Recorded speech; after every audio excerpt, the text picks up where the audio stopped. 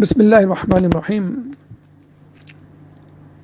آقائے صادق شیرازی اپنی کتاب علی فی القرآن میں شواہد التنزیل حاکم حسقانی حنفی کی کتاب سے روایت نقل کرتے ہیں کہ رسول اکرم صلی اللہ علیہ وآلہ وسلم نے فرمایا، آیات قرآنی کے 4 حصے ہیں۔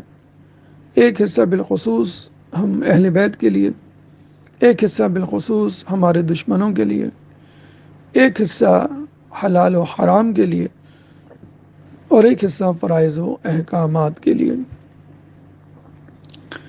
جناب المودہ مؤلف علامہ سلیمان حنفی قندوزی کی کتاب میں یہ درج ہے کہ عبداللہ بن عباس سے مروی ہے کہ علی کے حق میں 300 سے زائد آیات نازل ہوئیں۔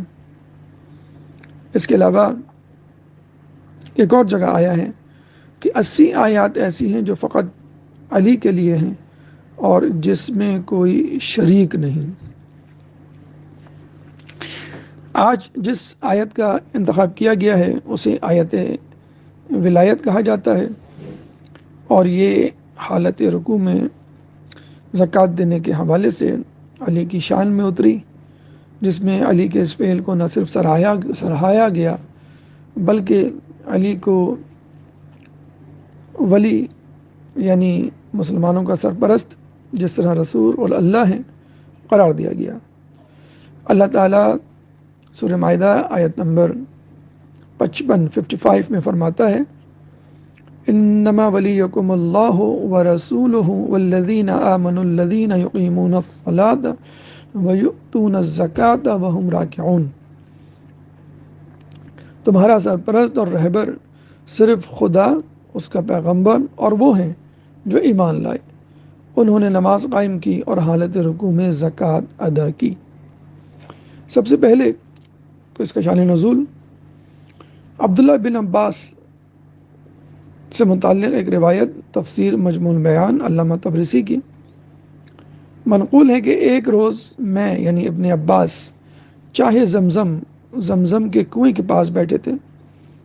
وہ فرماتے ہیں کہ میں لوگوں کو ارشادات رسول سنا رہا تھا، اچانک ایک شخص قریب آیا، اس کے سر پر عمامہ تھا اور اس نے اپنا چہرہ چھپایا ہوا تھا۔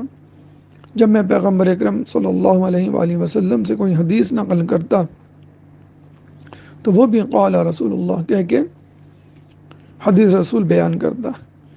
ابن عباس نے اس شخص کو قسم دی کہ اپنا تعارف کرواؤ، تو اس نے اپنے چہرے سے نقاب الٹ دیا اور پکار کے کہا، یہ لوگوں، جو شخص مجھے نہیں جانتا وہ جان لے کہ میں ابو ذر غفاری ہوں۔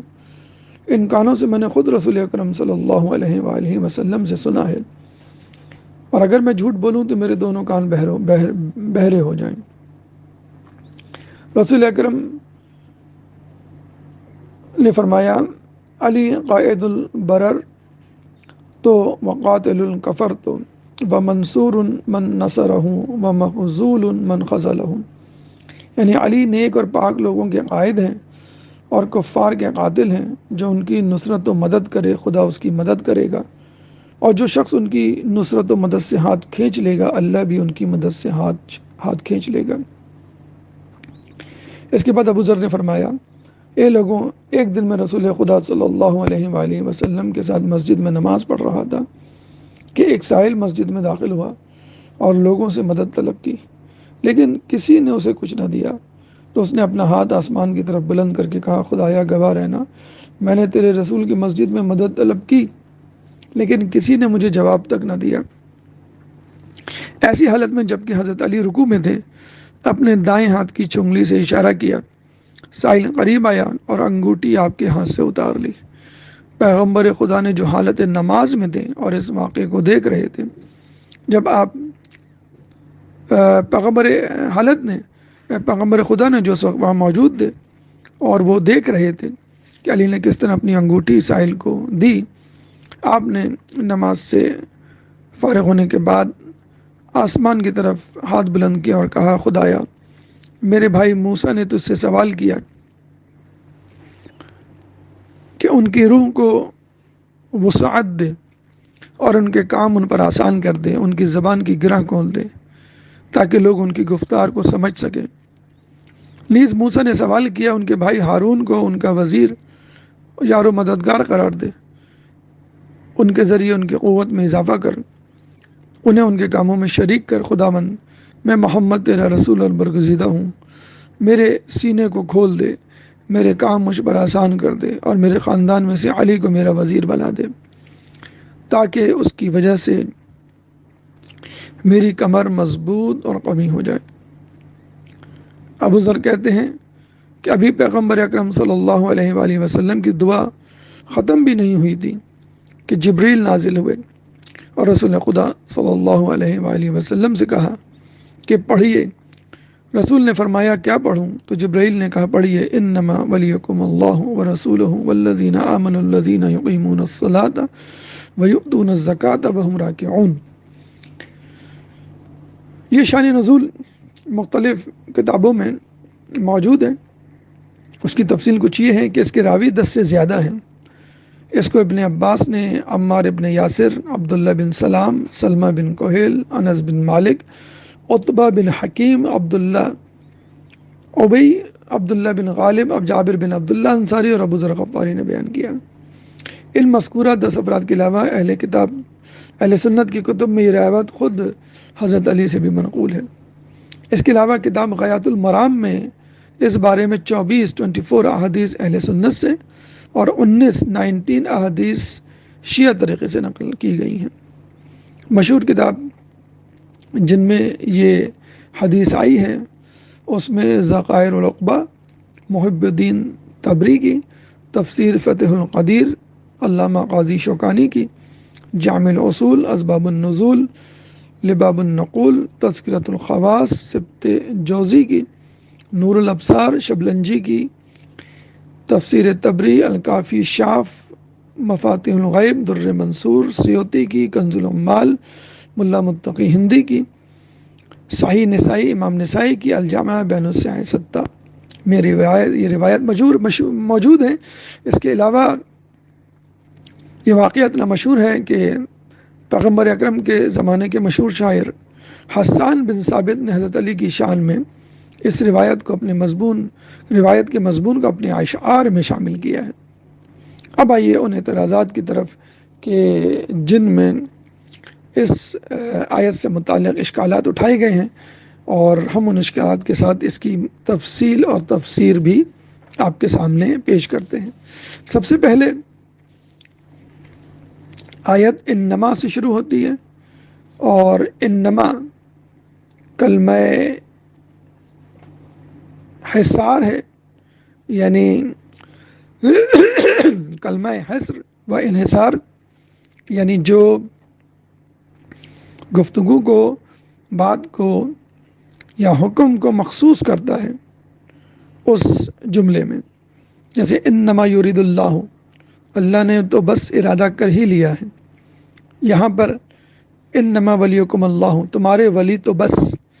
تو کسی چیز کو محدود اگر کرنا ہو، مخصوص کرنا ہو، اسپیسیفائی کرنا ہو، تو اس کے لیے ہم انما لفظ استعمال کرتے ہیں، جس کو ہم کلمہ حصر یا کلمہ انحصار کہتے ہیں۔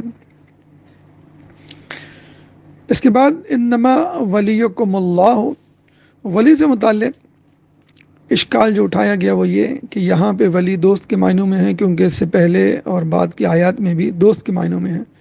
تو اس کے لیے عرض ہے کہ قرآن میں بہت ساری سوروں کی آیات مختلف مواقعوں پر نازل ہوئیں۔ کچھ سورہ چھوٹی سورہ جیسے سورہ کوثر، سورہ انا انزلنا، سورہ توحید، یہ یک لخت ایک دفعہ میں ہی نازل ہو گئیں، لیکن بڑی سورہ خصوصی طور پہ سورہ بقرہ، آل عمران، نساء، سورہ مائدہ، ان کی آیات متفرق طور پہ مختلف واقعات اور بیک گراؤنڈ میں نازل ہوئیں، چنانچہ وہ ایک دوسرے سے مختلف معنی رکھتی ہیں۔ چنانچہ یہ ممکن ہے کہ ایک آیت کسی واقعے کی طرف اشارہ کرے اور دوسری آیت یکسر اس سے مختلف ہو، بلکہ متضاد ہو۔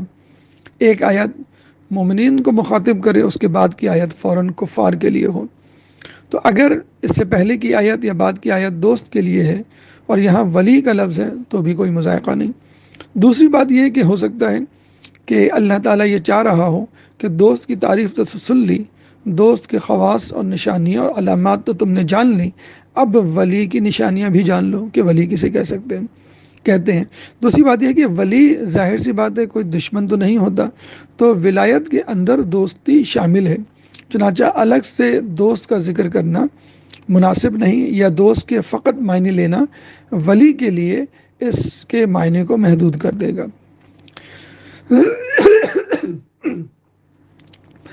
کچھ لوگ یہ کہتے ہیں کہ یہاں پہ ولایت بالفعل ہے،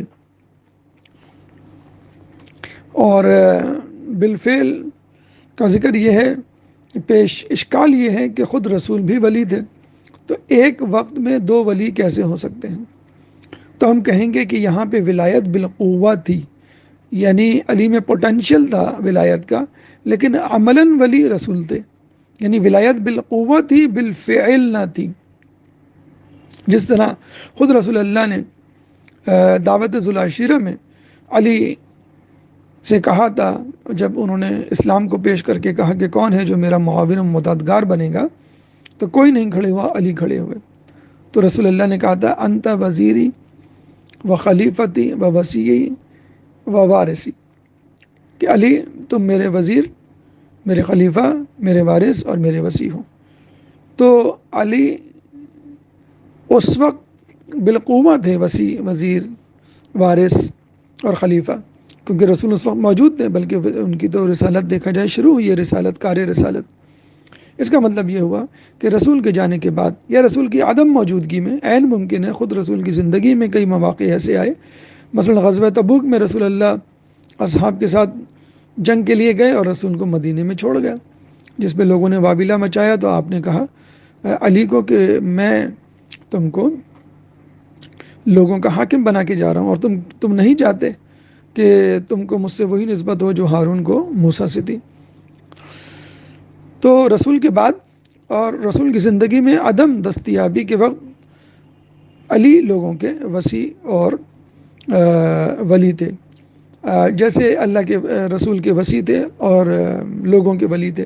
جیسے خود شب ہجرت رسول جب گئے تو امانتیں علی کے سپرد کر گئے، یعنی رسول زندہ ہیں لیکن مدینے میں ہیں، چنانچہ مکے کے تمام امور جو رسول کے ذمے تھے اب علی کے ذمے ہو گئے۔ اس کے علاوہ سورہ مریم آیت نمبر 5 میں ہم پڑھتے ہیں رب حبلی من لدنک ولیا یرثنی ویرث من آل یعقوب، حضرت زکریا علیہ السلام کی دعا کہ اے اللہ مجھے اپنے پاس سے ایک ولی عطا کر جو میرا وارث ہو اور آل یعقوب کا بھی وارث ہو۔ ولی یعنی سرپرست، کس کا؟ میرا سرپرست، میرے بعد لوگوں کا سرپرست اور آل یعقوب کا سرپرست۔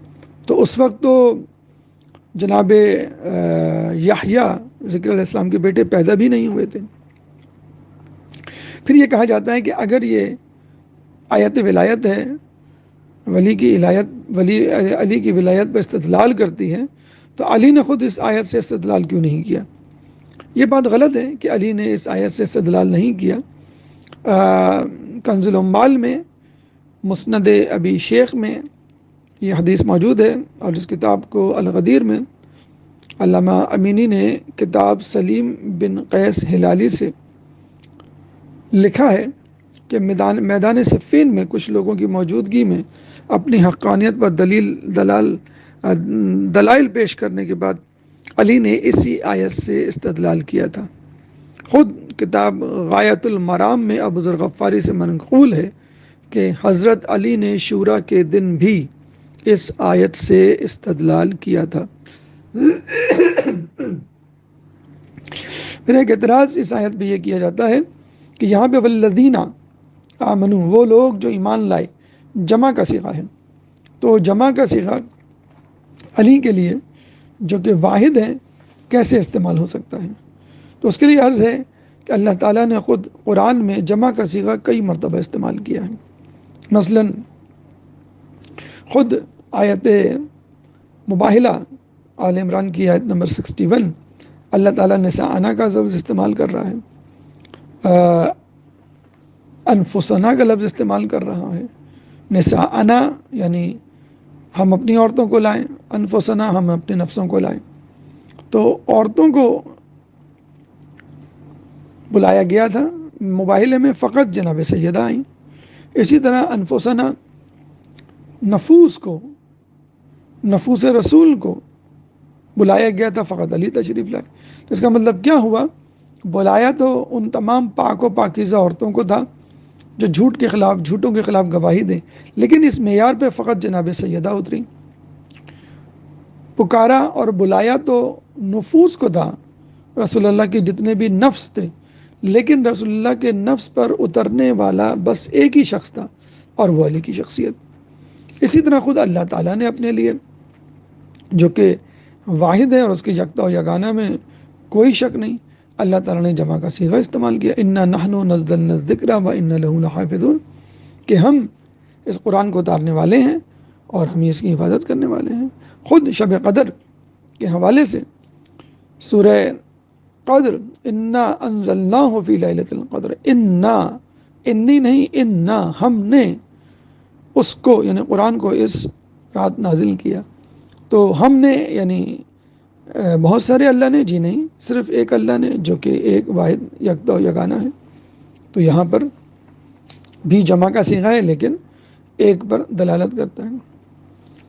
تو والذین آمنوا الذین یقیمون الصلاۃ ویؤتون الزکوٰۃ، جب زکوٰۃ پر بات آتی ہے تو لوگ کہتے ہیں کہ بھائی زکوٰۃ یہاں پر ان معنوں میں نہیں ہے جو آپ سمجھ رہے ہیں. اور دوسری بات یہ ہے کہ علی پہ زکوٰۃ کیسے واجب ہو گئی؟ علی تو بڑے زاہد تھے اور وہ تو اس قابل بھی نہیں تھے زکوٰۃ ادا کرتے ہیں. تو ہم کہیں گے کہ یہ خام خیالی ہے. غریب ہونے کا مطلب یہ نہیں کہ انسان کے پاس خود کچھ نہ ہو. غریب ہونے کا مطلب یہ بھی ہو سکتا ہے کہ انسان کمائے لیکن اوروں کے لیے کمائے. اسی لیے ہم دیکھتے ہیں کہ حضرت علی مال غنیمت لاتے لاتے جو ہے لوگوں میں تقسیم کر دیا کرتے تھے. اگر ہم یہ فرض کر لیں کہ علی کے پاس کچھ مال غنیمت تھا بھی، تو خود خیبر کا مال غنیمت اتنا تھا کہ اس کی زکوٰۃ ایک ناقابل یقین حد تک پہنچ جاتی ہے. خود علی کے بارے میں ہے کہ انہوں نے اپنی کمائی سے 1000 غلام کو آزاد کیا. تو دونوں صورتوں میں اگر ہم واجب زکوٰۃ کی بات کریں تو مال غنیمت کے اعتبار سے علی کے پاس اتنا مال ہونا چاہیے کہ جنہوں نے زکوٰۃ کے طور پہ دیا ہو. اور اگر ہم بات کریں مستحب کی تو اس پہ بھی ہم کہہ سکتے ہیں واجب زکوٰۃ کی بات کریں تو مال غنیمت کے حوالے سے زکوٰۃ واجب ہو سکتی ہے. اگر ہم مستحب کی بات کریں تو وہ تو ایک غریب آدمی بھی زکوٰۃ خیرات نکال سکتا ہے، چاہے وہ چھوٹی سی رقم کیوں نہ ہو. جیسے اصحاب رسول سے رسول اللہ نے جب یہ کہا کہ تم لوگ ماہ رمضان میں لوگوں کو افطار کرواؤ کہ ایک غلام آزاد کرنے کا ثواب ملے گا، تو لوگوں نے کہا ہم اس کی شکت نہیں رکھتے. تو اللہ کے رسول نے کہا کہ چاہے آدھی کھجور، ایک کھجور کے برابر ہی کیوں نہ ہو، افطار کراؤ. خود آیت اللہ مرشد نجوی کے بارے میں ملتا ہے کہ وہ اجارے کے روزے رکھتے، نمازیں پڑھتے ہیں، اس سے جو پیسے ملتے اس سے کتابیں خریدتے اور پھر قم کی لائبریری میں اس کو سجاتے. تو اللہ کے ولی نے، اللہ کے جانشین نے اپنے ہاتھوں سے بہت زیادہ کمائی کی، لیکن اس کمائی کو لوگوں کے لیے خرچ کیا، خیرات کیا، اور 1000 غلام ملتا ہے کہ آپ نے اپنے ہاتھ کی کمائی سے آزاد کرائے. تو علی نے بہت پیسہ کمایا، اس حساب سے واجب زکوٰۃ بھی ہو سکتی ہے. اور علی نے اگر پیسہ نہیں بھی کمایا تو ایک عام آدمی، فقیر آدمی بھی جو ہے وہ آدھی کھجور سے بھی خیرات دے سکتا ہے یا اپنی کوئی چیز تقسیم کر سکتا ہے لوگوں میں. پھر یہاں پہ یؤتون الزکاۃ وہم راکعون، جو حالت رکوع میں زکوٰۃ دیتے ہیں. کچھ لوگوں نے کہا ہے کہ راکعون رکعہ یعنی خشوع و خضوع کے معنی میں ہے، یعنی لوگ جو زکوٰۃ دیتے ہیں وہ خشوع و خضوع کے معنی میں ہے، حالت رکوع میں نہیں ہے. چنانچہ یہ مسئلہ غلط ہے. یہ واقعہ کہ حالت رکوع میں کسی نے زکوٰۃ دی. تو ہم کہیں گے حالت رکوع، ہم یہ کہیں گے کہ زکوٰۃ دینے کے لیے خلوص نیت کی ضرورت ہوتی ہے، خشوع و خضوع کی ضرورت نہیں ہوتی ہے. قرآن میں بھی اگر جب زکوٰۃ کا لفظ آیا ہے تو اس کے لیے خشوع و خضوع کی بجائے خلوص نیت کا تذکرہ ہے کہ خلوص نیت سے اپنی زکوٰۃ کو دو کہ یہ قبول ہوگی، نہ کہ ڈرتے ہوئے خوف میں مبتلا ہو کر جو اس کے لیے مناسبت نہیں رکھتا۔ نماز میں خشوع و خضوع سمجھ میں آتا ہے، لیکن زکوٰۃ دینے میں خشوع و خضوع کی بجائے خلوص نیت کا لفظ صحیح ہے۔ دوسرا ایک اعتراض یہ ہے کہ لوگ یہ کہتے ہیں کہ علی کی توجہ جو ہے وہ نماز پہ نہیں تھی، بلکہ کہیں اور تھی، آس پاس تھی۔ تو ہم کہیں گے کہ اللہ کے ولی علی نماز کی طرف مشغول تھے، اور جب سائل آیا تو چونکہ خدا کی مرضی یہ تھی کہ سائل کو خالی ہاتھ نہ واپس بھیجا جائے، چنانچہ جب علی خدا کی طرف متوجہ تھے تو انہوں نے خدا کی مرضی کو بھانپ لیا تھا اور انہوں نے سائل کو انگوٹھی دی۔ یہ بالکل ایسے ہی ہے کہ جب انسان گاڑی چلاتا ہے تو آگے مرر لگا ہوتا ہے، تو اگر اس کو پیچھے بھی دیکھنا ہو تو وہ آگے ریئر ویو مرر یا بیک ویو مرر میں دیکھتا ہے، پیچھے گردن گھما کے نہیں دیکھتا۔ تو بس اللہ کو دیکھنے کا مطلب ہے کائنات میں کیا کیا ہو رہا ہے، کیا ضروری ہے، کیا ہونا چاہیے، آپ کی کیا ذمہ داری ہے۔ علی نے پڑھ لیا اللہ کی طرف توجہ کر کے کہ اللہ کیا چاہتا ہے۔ چنانچہ ہم کہہ سکتے ہیں کہ علی کا انگوٹھی دینا نماز میں خود عبادت کے اندر عبادت ہے، اور ویسے بھی جو شخص لوگوں کے حقوق ادا نہ کرے وہ اللہ کے حقوق ادا نہیں کرتا۔ خود احادیث میں آیا ہے کہ جو لوگوں کا شکر ادا نہیں کرتا وہ اللہ کا بھی شکر ادا نہیں کرتا۔ تو یہ وہ آیت اور اس کے ساتھ وہ روایات کہ جس سے ظاہر ہوتا ہے کہ اللہ کے ولی اللہ اور لوگوں کے ولی اللہ، رسول اور علی ہیں، اور وہ لوگ کہ جنہوں نے حالت رکوع میں زکوٰۃ دی، حالت رکوع میں زکوٰۃ علی نے دی، اور اس سے ان کی ولایت کے لیے ایک اور ثبوت قرآن سے ہمیں مل جاتا ہے۔ یہاں پر ہم سورہ قاف کی آیت نمبر 37 کا تذکرہ کرنا ضروری سمجھیں گے کہ جس میں اللہ فرماتا ہے ان فی ذلک لذکری لمن کان لہ علم او القى السمع وهو شہید۔ اس واقعے میں نصیحت کا سامان موجود ہے اس انسان کے لیے جس کے پاس دل ہو یا حضور قلب کے ساتھ سنتا ہو۔ آیت کی تفسیر یا شان نزول کے حوالے سے عرض ہے کہ کتاب غایۃ المرام میں جس کو نقل کیا ہے مناقب اہل بیت میں، کتاب القطرۃ من بحار مناقب النبی والعطرہ، آیت اللہ سید احمد مستنبط کی کتاب، انہوں نے اس میں لکھا ہے کہ ایک دفعہ رسول اکرم صلی اللہ علیہ وآلہ وسلم کے پاس ایک شخص 2 موٹے اونٹ لے کر آیا بطور تحفہ۔ رسول خدا نے اپنے اصحاب سے فرمایا تم میں سے کون ایسا ہے جو 2 رکعت نماز اس کے تمام واجبات یعنی قیام، رکوع، سجود اور دوسرے اعمال کے ساتھ بجا لائے، اور نماز کی حالت میں امور دنیا کے متعلق نہ سوچے اور اس کے دل میں دنیا کی فکر نہ ہو۔ ان دونوں اونٹوں میں سے ایک اونٹ اسے ہدیے کے طور پہ دوں گا۔ اس بات 1 بار 2 بار بلکہ 3 بار تکرار بھی کی، لیکن کسی نے بھی کوئی جواب نہیں دیا۔ دیکھیں یہ بالکل وہی معاملہ ہے، وہی آیت جو ابھی ہم نے آپ کے سامنے پڑھی، آیت ولایت، اس کی سپورٹنگ آیت ہے، اس لیے اس آیت کا بھی تذکرہ کرنا ضروری ہے۔ اب امیر المومنین کھڑے ہوئے اور عرض کرنے لگے یا رسول اللہ میں 2 رکعت نماز پڑھوں گا اور اس کی تکبیرۃ الاحرام سے لے کر سلام کے آخر تک دل میں کسی چیز کا خیال دنیاوی نہیں لاؤں گا۔ آپ نے فرمایا یا علی تجھ پر خدا کا درود و سلام ہو، نماز شروع کرو۔ امیر المومنین نے تکبیر کہی اور نماز میں مشغول ہو گئے۔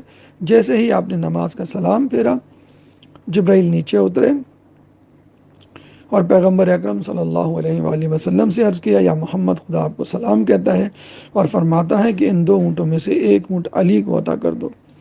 رسول خدا نے فرمایا میں نے شرط کی تھی کہ اگر 2 رکعت نماز پڑھے بغیر اس کے دل میں امور دنیا کی فکر ہوئی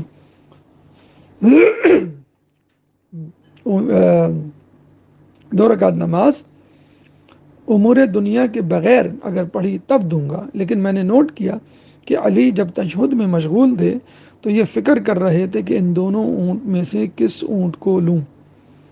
جبریل نے عرض کیا یا محمد خدا نے سلام بھیجا ہے اور فرمایا ہے کہ علی نے جو یہ سوچا ہے کہ ان 2 میں سے کس کو لے وہ اپنی خاطر یا دنیا کی خاطر نہ تھا، بلکہ اس لیے سوچا تھا کہ ان میں سے کون سا اونٹ موٹا ہے تاکہ راہ خدا میں اسے ذبح کرے اور خالق کائنات کی خوشنودی میں اسے فقیروں میں بانٹ دے۔ رسول خدا گریا کرنے لگے اور دونوں اونٹ علی کو عطا کر دیے۔ علی نے دونوں اونٹوں کو ذبح کیا اور راہ خدا میں تقسیم کر دیا۔ اسی بارے میں خدا تبارک تعالیٰ نے یہ آیت نازل فرمائی، اِنَّ فِي ذَلِكَ لَذِكْرًا لِمَنْ كَانَ لَهُ قَلْبٌ أَوْ أَلْقَى السَّمْعَ وَهُوَ شہید۔ اس واقعے میں نصیحت کا سامان موجود ہے اس انسان کے لیے کہ جس کے پاس دل ہو یا حضور قلب کے ساتھ بات سنتا ہو۔ اس سے مراد یہ ہے کہ امیر المومنین جنہوں نے نماز میں سوچا کہ میں کون سا اونٹ لوں، وہ در حقیقت خدا ہی کے لیے سوچا اور خدا کی ایک خواہش اور تمنا کے لیے، اس کو پورا کرنے کے لیے اونٹوں کے بارے میں سوچا گیا۔ بالکل اسی طرح کہ جس طرح انہوں نے حالت رکوع میں انگوٹھی دی تھی، زکوٰۃ دی تھی فقیر کو، اسی طرح ان کا یہ سوچنا انگوٹھی کی طرح ہے۔ یعنی علی وہ ہیں کہ جو نماز میں بھی اللہ کی رضا کے متلاشی ہوتے ہیں اور نماز میں بھی اللہ کے حکم کی اگر تعمیل ہو سکے نماز سے ہٹ کر بھی تو اس کو ادا کرتے ہیں۔ آخری ایک اہم بات، نماز میں دنیاوی امور کے بارے میں سوچنا قبیح ہے، بلکہ کوئی ایسا عمل کرنا کہ جس سے لگے کہ آپ نماز نہیں پڑھ رہے ہیں وہ قبیح ہے، لیکن نماز میں اللہ کے بارے میں، جنت دوزخ کے بارے میں، اپنے گناہوں کے بارے میں سوچنا قبیح نہیں ہے۔ یہاں ایک بات اور ہم عرض کرتے چلیں جو آیت رکوع کے حوالے سے رہ گئی تھی کہ کچھ لوگوں نے یہ اعتراض کیا ہے کہ علی نے جو حالت رکوع میں زکوٰۃ دی ہے وہ فعل کثیر ہے، یعنی اس سے نماز ٹوٹ گئی خدا نخواستہ۔ تو فخر الدین رازی خود اس بات پہ متفق ہیں کہ نماز میں آپ سانپ اور بچھو کو مار سکتے ہیں، نماز میں ایک عورت اپنے بچے کو دودھ پلا سکتی ہے، گود میں لے سکتی ہے، بلکہ خود رسول اکرم صلی اللہ علیہ وآلہ وسلم سے ملتا ہے کہ بعض اوقات وہ نماز پڑھتے تو حسن و حسین کو یا حسین کو اپنی گود میں لیتے قیام کی حالت میں، اور جب رکوع اور سجدے میں جاتے تو ان کو نیچے رکھ دیتے تھے۔ قیام کی حالت میں وہ گود میں ہوتے تھے اور رکوع سجود کی حالت میں وہ زمین پر۔ تو بچے کو گود میں لینا، بچے کو دودھ پلانا، ایک ماں اگر دودھ پلائے، سانپ اور بچھو کو مارنا اگر جائز ہو سکتا ہے اور نماز توڑنے کا سبب نہیں بنتا، تو پھر سائل کو فقط ہاتھ آگے کر کے انگوٹھی دینا فعل کثیر کیسے بن سکتا ہے؟ یا خود نماز میں سوچنا کہ میں کون سی چیز اللہ کی راہ میں خرچ کروں، یقیناً ایک قبیح فعل نہیں ہو سکتا۔ اللہ تعالیٰ سے دعا ہے کہ جو کچھ پڑھا سنا اس میں عمل کرنے کی توفیق عطا فرما، جو پریشان حال ہیں ان کی پریشانی کو دور فرما، جو بے روزگار ہیں ان کو رزق حلال عطا فرما، جو مقروض ہیں ان کے قرضوں کو ادا فرما، جو زندان میں ہیں ان کو رہائی عطا فرما، جو سفر میں ہیں ان کو منزل عطا فرما، جو گمشدہ ہیں ان کو ان کے پیاروں سے ملا، کرونا اس جیسے متعدد بیماریوں سے ہم تمام لوگوں کو محفوظ فرما، امام کے ظہور میں تعجیل فرما، ہمیں ان کے انصار و اعوان میں شامل فرما۔ ربنا تقبل منا انك انت السميع العليم وتب علينا انك انت التواب الرحيم برحمتك يا ارحم الراحمين۔